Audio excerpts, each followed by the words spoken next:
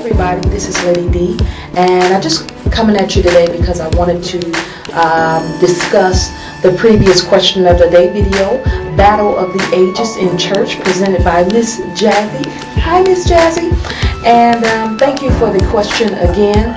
And I think it's an awesome question, and it's really prevalent today in today's generation because you know, the Lord is using young people. The Lord has placed a lot of things in young people, and I say we because I am a young woman of God, we want to express ourselves. We want to be a part of what the Lord is doing. We want to do what the Lord has called us to do. And yes, there are some older people that want to put a clamp around our feet and handcuffs on our hands and tell us to sit down somewhere until we get some gray hair because we ain't been through nothing. But I come today to tell you that age does not necessarily mean you haven't been through nothing.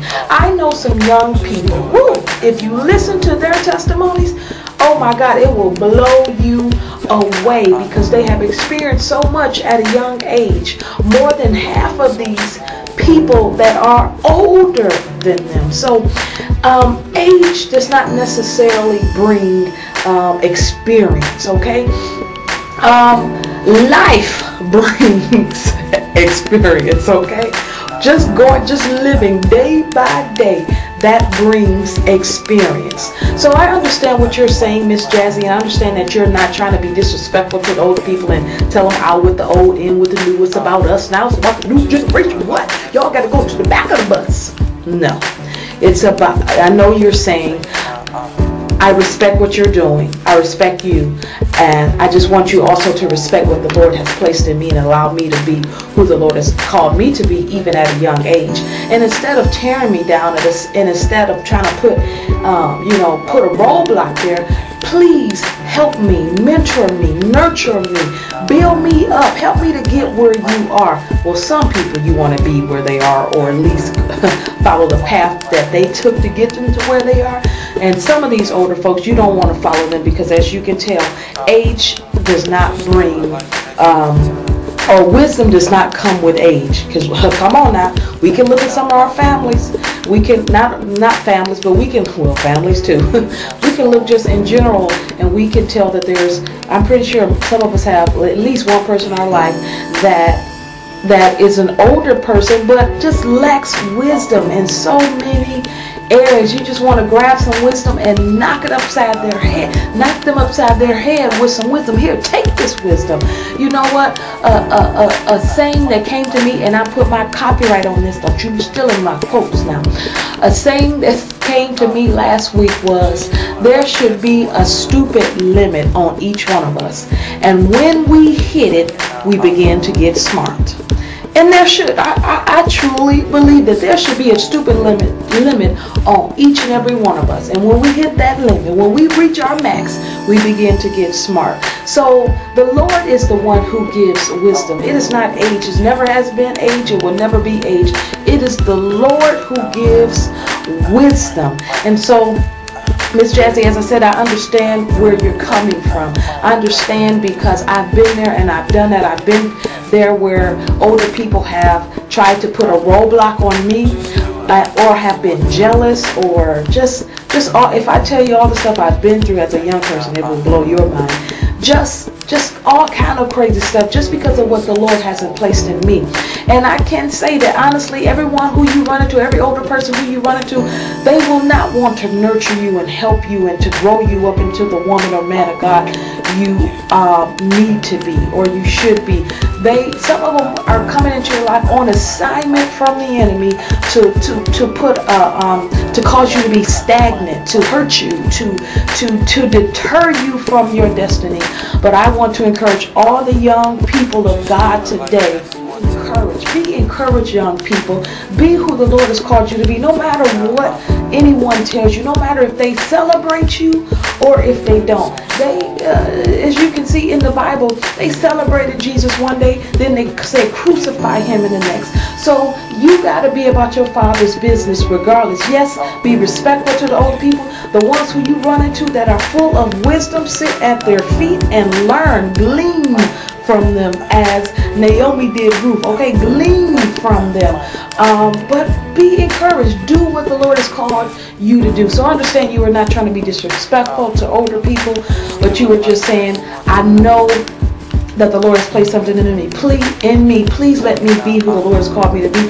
And if you can't help me to get to where the Lord has called me to be, don't come against me. Don't try to deter me from my destiny, but help me, lift me up, help me to reach my destiny. And as I told you, Miss Jazzy, in my email to you, that I'm glad you brought that question up, because it actually led into my next discussion that I wanted to have, and that's why I titled this video, The Family That Prays, P-R-E-Y-S.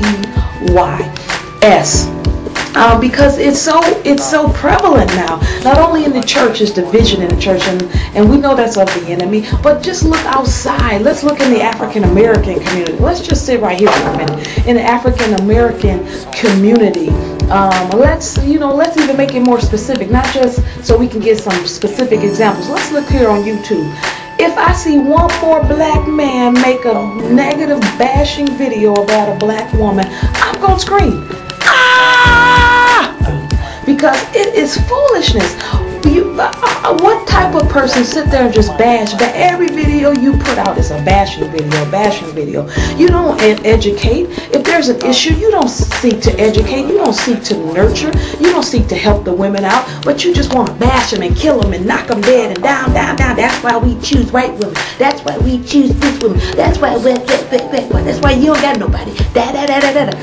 How is that helpful? Huh? What is your purpose of making the video? Your purpose is to tear down. It's not to build up. How about you make a video to build up the black woman? And black women, why make a video to bash black men? And some of us have made, and I say us because I'm a black woman, some of us have just retaliated because of their foolishness. We want to retaliate. Well, you are no good, some too. And if you did what you needed to do, then we know.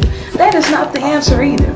If there is an issue, if there is a problem, how about we help find solutions to the problem? And let me say this also, stop generalizing. Everybody is not the same, okay? Just because you ran into 5 black women who were loud, ignorant, ghetto, 5 kids, booty shorts, everything else, does not mean that all black women are the same, okay? We're not the same, okay? So stop generalizing, and women, stop generalizing about men.